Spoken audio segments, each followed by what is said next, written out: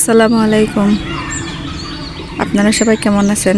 আল্লাহর রহমতে সবাই ভালো আছেন, আমিও ভালো আছি। আজকে আমি লাউ পাতা উঠাবো। লাউ পাতার আজকে আমি ভর্তা বানাবো। দেখতে দেখুন কত সুন্দর লাউ গাছ হয়েছে।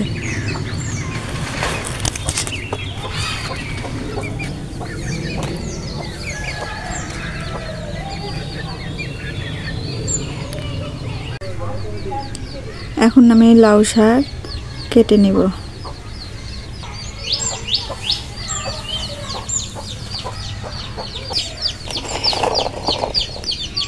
পরিমাণ মতন কাঁচামরিচ দিয়ে দিব। এখানে আমি মসুর ডাল রান্না করব আর এই লাউ পাতা দিয়ে আলু দিয়ে ভাজিয়ে ভর্তা বানাবো। আজকে আমাদের সাদামাটা খাবার। ডাল এখানে ধুয়ে নিয়েছি এবং লাউ শাক এগুলো সব ধুয়ে নিয়েছি। এর মধ্যে একটু পরিমাণ মতন হলুদ, লবণ, সয়াবিন তেল দিয়ে দেব।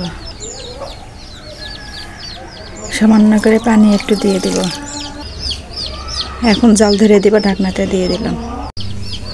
পেঁয়াজ দিয়ে দিলাম।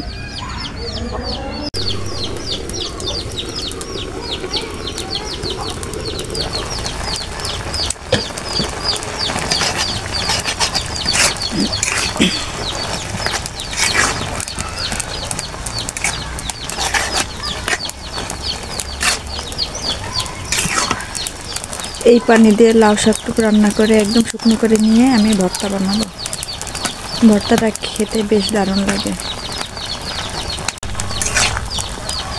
বেগুনি বানানোর জন্য এখানে আমি একটু পরিমাণ মতন গুঁড়ামরিচ দিয়ে দিব, একটু হলুদ দিব, একটু লবণ দিয়ে নেব। এখন এগুলো সুন্দর করে মাখিয়ে লবণ হলুদ দিয়ে মাখিয়ে রাখলে বেগুন থেকে পানিটা ঝরে গেলে বেগুনিটা অনেক সুন্দর হয়। এদিকে প্রায় ডাল সেদ্ধ হয়ে গেছে, এদিকে ভর্তা হয়ে গেছে।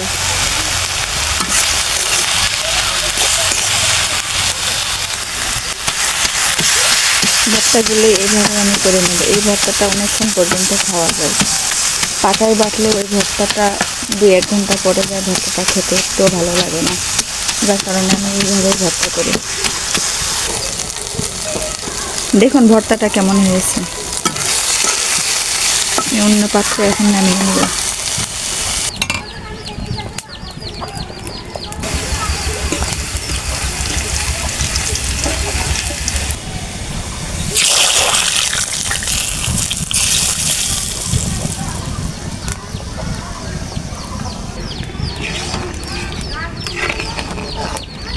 ডাল বাগার দিয়ে নিলাম। কালকের আমার বেসন গোলা ছিল, এই গোলাতে আমি আজকে বেগুনি বানিয়ে নিব। আমি বাসায় তৈরি করলেও আমার বেগুনিটা প্রায় দোকানের মতন হয়, খেতেও বেশ দারুণ লাগে। দেখুন বেগুনিগুলো কীরকম হয়েছে।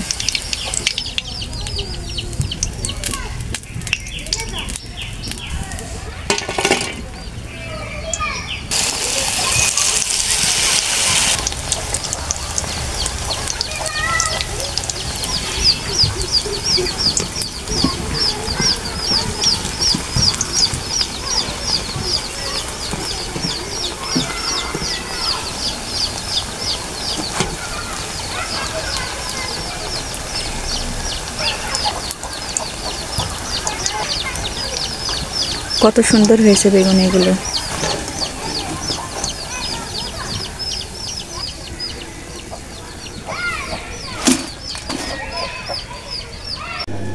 আজকের ভিডিওটা এই পর্যন্ত।